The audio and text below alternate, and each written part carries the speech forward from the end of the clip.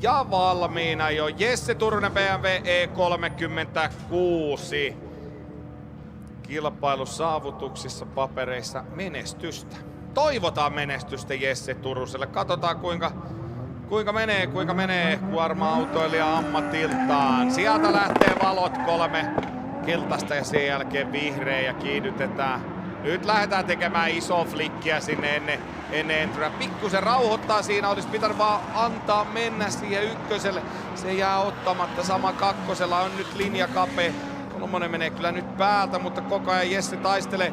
Linja on vähän heikko, mutta kuitenkin kulma on koko ajan hyvän näköistä. Ja lähdetään vielä vaihtamaan siihen puolenvaihtoon sinne kutoselle. Heitto siihen. Se löytyy hienosti se kutonen ja katsotaan pysyykö kausi pohjassa. Seiskalle, no pysyyhän se. Ja Pyyhinkin on alhaalla. Mä näin Jessen treenivetoja, niin siellä oli joku ongelma, niin Pyyhin nousi aina pystyyn. Ai jaa, se sen verran tuulta ottaa vastaan sinne, mutta todellakin vähän kapeahkomakuinen linja on, kun tullaan tuota ykkös-kakkosklippi välialueet ja se myös sitä myöten ajattaa sinne kolmosen aika sisään, mutta neloselle saa jo heti linjan korjattua. Pikkasen olisi halunnut nähdä, että venyttää pitemmälle sen suunnanvaihdon, niin se olisi mahdollistanut paremman linjan kutoosklippi välille, mutta todella hyvin saa korjattua, vaikka tulee sieltä radan vasemmasta laidasta kohti kutosklippiä, niin saa silti otettua se koko klipi. Ajolinja 36, kulma 22 tyyli 13, 71 pistettä Jesse Turuselle. Kun laitetaan Jesse Turunen sieltä E36 BMW:llä menemään, Turusella 71 pohjilla. Tällä hetkellä siellä 22.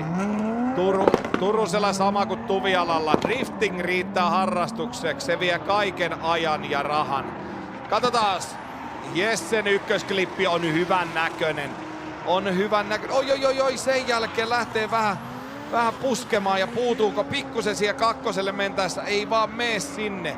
Nelonen sitten taas löytyy ja vitonen löytyy. Siellä pieni virhe alkuradasta, mutta nyt kun taistelee vielä loppu, niin tässä voidaan parantaa. Yhtään syvemmällä ei voisi kutosta laittaa. Siellä oli perä aivan betonissa sisällä ja ihan lähellä, ettei ollut myöskin kumi.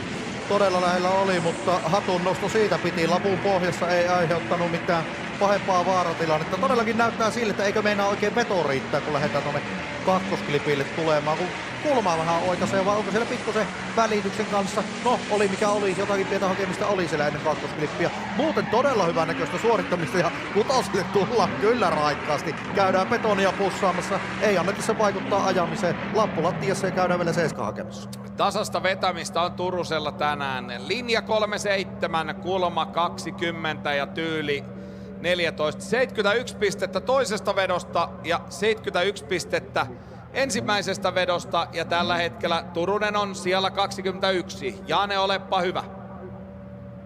Jesse, 71 pistettä myös tästä vedosta, eli hyvin tasasta suorittamista. Sama kaava toistuu kuin aikaisemmin Oulussakin, että samoja pisteitä tulee. Niin. No mutta eikö se ole toisaalta ihan hyvä, että on semmoinen varma suorittaja? Joo, kyllä se on ihan hyvä, että pisteitä tulee aina. Niin.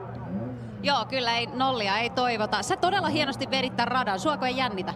Kyllä mua jännittää, kädet tärisee ja nyt jännitetään sitten, että päästäänkö kaavioon, että jännittää. No nyt todella tehdään niin, toivotaan, että pääset, tsemppiä. Toivotaan, kiitoksia.